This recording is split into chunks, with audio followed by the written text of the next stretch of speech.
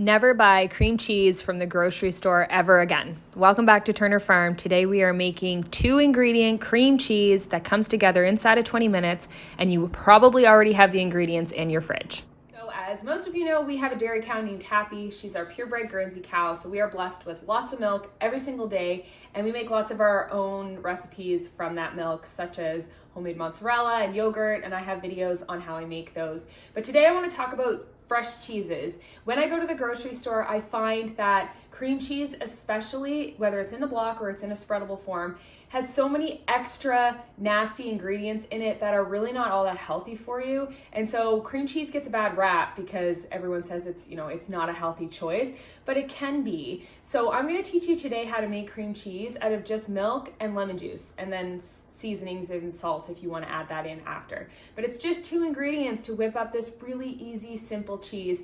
And you don't have to have a milk cow in order to do that. It's just 4 cups of whole milk. So you can go to the grocery store and just get regular whole milk. If you do have a cow, then you're gonna have a cream line. And I've skimmed a lot of this cream off of this because we were making butter this week.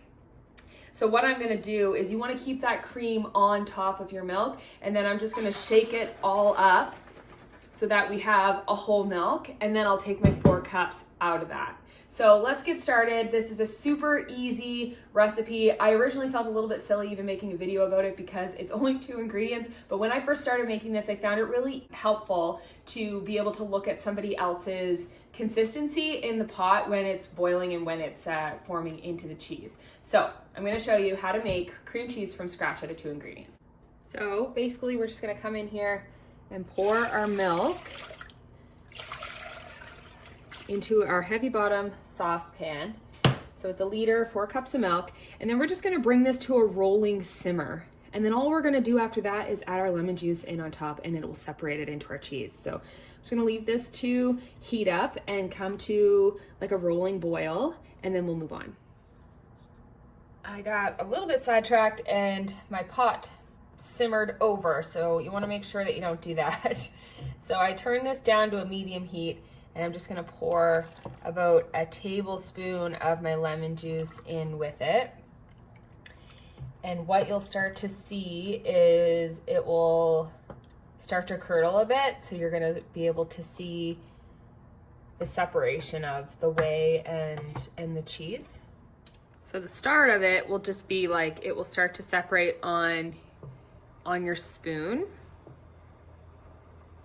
And that's exactly what we wanna see. And we want to keep this down to like a medium heat, so it's not really boiling, but you'll start to see it is starting to separate. You want to keep that heat going. And so we'll add a little more of our lemon juice in there and see how it's starting to completely separate now. So that's exactly what we want to see. And so we'll just go ahead and add in the rest of the lemon juice. And I did lose a little bit of my milk when it spilled over, so it's not quite 1 liter in there anymore, but shouldn't be an issue. I'll just have a little bit less cream cheese. Usually this makes about 8 ounces of cream cheese, but I'll have a little less today. So we're gonna keep on stirring that. So basically when it's ready, you should be able to kind of come in and really see that separation in the solids.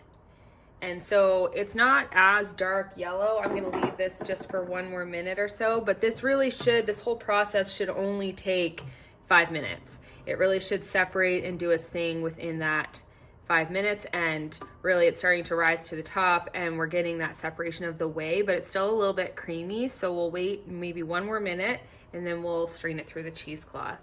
So now it's time to strain it. So I just have like a mesh and then a cheesecloth over top. You really want to have the cheesecloth because some of these particles will be smaller than the mesh and you don't want to lose those. So we're just gonna pour this through. All those solids are gonna come sit in the cheesecloth. We'll scrape those out of the pot. It will continue to strain into the pot below, so I like to just leave this to cool and let it keep straining for a bit. because of my spillover mishap, I'm not gonna have a ton of cream cheese from this batch today. So I'm probably gonna make a second batch and strain it up, and then I can show you how we do the final mix to make it into the actual spreadable cream cheese. And once it's cooled down, we are actually gonna just squeeze this and squeeze all the extra whey out of it, and then we'll do the final step. So to avoid a spillover like mine, I will advise that you're basically bringing your pot to like a frothy simmer. You're not bringing it to a straight boil. If you start to boil milk, it will rise up, and well, in a pot this small, it will spill over. So now I've gotten this to kind of like a frothy simmer. I'm gonna turn the heat down to a medium and start to add in my lemon juice.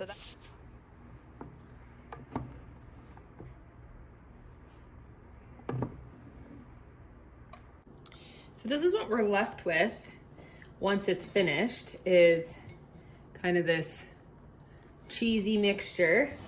And then here's our second batch that we did. Has a little bit more, but not a lot more. So now what we're gonna do is transfer it into the blender, and we're gonna blend it. If you happen to walk away from this and it gets too hard, so it strains too much, and it's getting grainy in your blender, you can add a little bit of cream or whey into the blender with it. It just needs a little more moisture to kind of get that full blend. So we're gonna transfer it into our blender and blend it up with some salt.